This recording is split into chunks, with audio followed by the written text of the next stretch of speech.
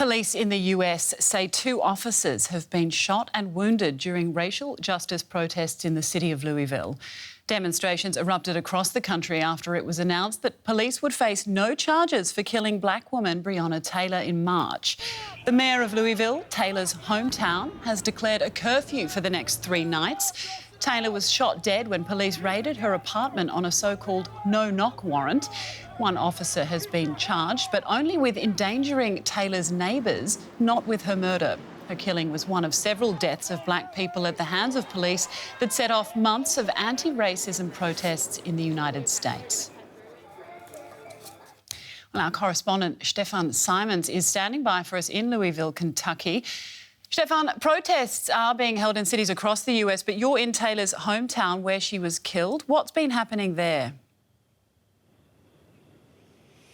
Yeah, looking behind me, you wouldn't believe what was the picture here just hours ago. Now we're here at the impromptu memorial or vigil for Breonna Taylor here at Jefferson Park Square here in downtown Louisville, and hours ago this place was packed with protesters, was also packed with police, with law enforcement, hundreds of them. And what happened was the protesters took off this place here in marches throughout the town. Police followed us. It immediately came to scuffles after the grand jury announced that there won't be any charges, no arrests, no charges filed against any of those officers who were involved in shooting Breonna Taylor 6 times to death.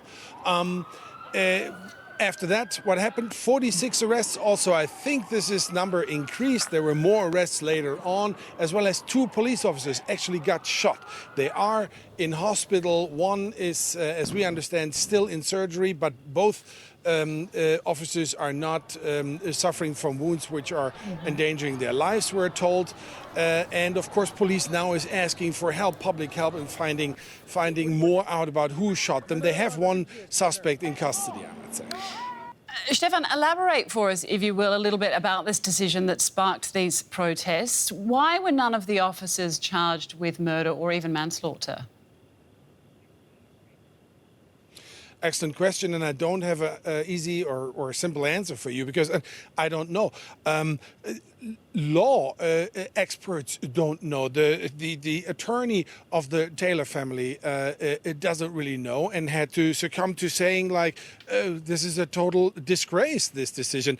The Attorney General of the state, Kentucky, here said he followed the law, the state law, and there was no room and no space allowing him to charge any of those officers directly, and that is key here, directly to the death of Breonna Taylor. That's why we only have a charge of endangerment in the 1st degree and 3 counts of this for 1 officer. The other 2 weren't even charged. There is literally no charge against any of the law enforcement involved in the death of Breonna Taylor. And of course, this is not sitting well with anybody here. People are actually at an absolute loss how this can happen. And no justice, no peace. This is what we heard all day long. This is what we're going to, and we will hear this for the next few days and nights, not only here in Louisville, Kentucky. I'm sure about that.